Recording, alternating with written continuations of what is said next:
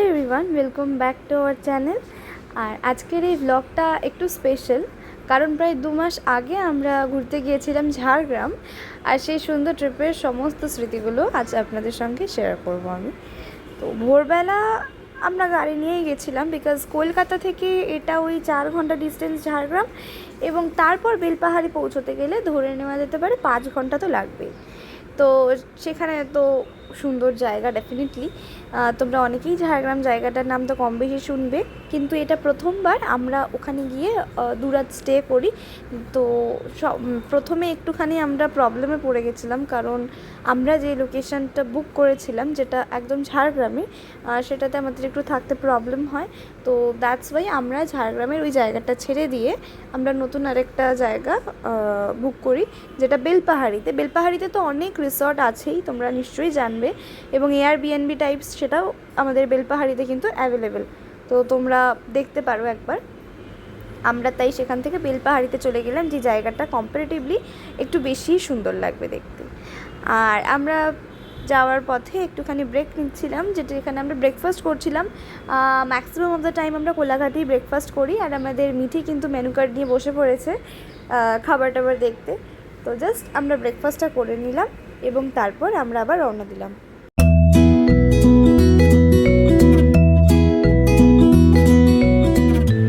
তো যেতে যেতে রাস্তার দুপাশে এই সুন্দর সবুজ গাছপালাগুলো দেখতে তো খুবই ভালো লাগে। আর এটা ওয়ান কাইন্ড অফ, যেহেতু একটা লং ড্রাইভই হয়ে যায়, তো এটার একটা আলাদা মজা থাকে। তবে মাঝখানে নিলাম চা ব্রেক, তারপর অনেক গল্প টল্প হলো, তো সমস্ত কিছু মিলিয়ে বেশ ভাল লাগে এরকমভাবে গাড়ি করে সবাই একসাথে যেতে।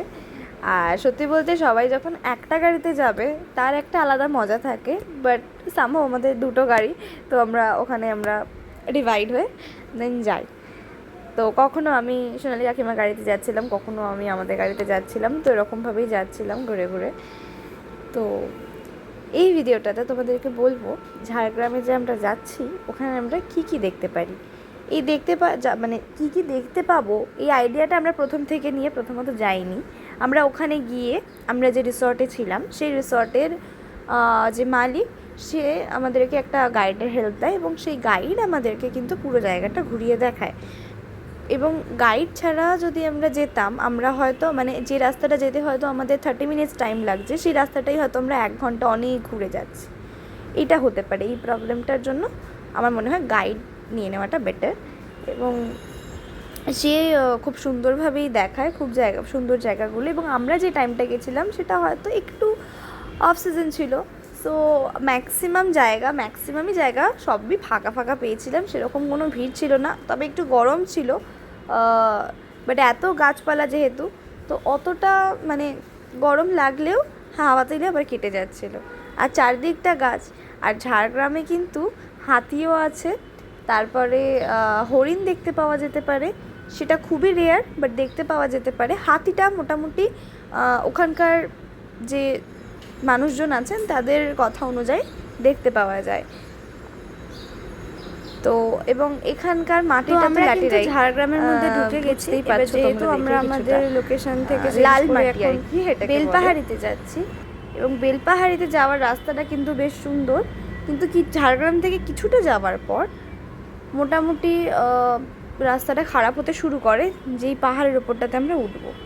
আর এরকম জঙ্গল, এবং রিসেন্টলি আমরা এই ব্লগটা যখন আমি করি তার কিছুদিন আগেই তো আমরা জলদাপাড়া থেকে ঘুরে এলাম, তো ওই একটা ফরেস্ট ফিল দিচ্ছিল।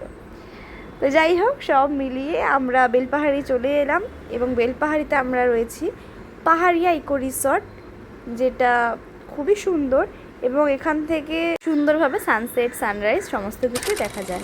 আমরা আমাদের হোটেলে চলে এসেছি, যেটা এবার আমরা বুক করলাম ওখান থেকে আবার চেঞ্জ করে, বিকজ ওখানে সত্যিই থাকা যাচ্ছিল না।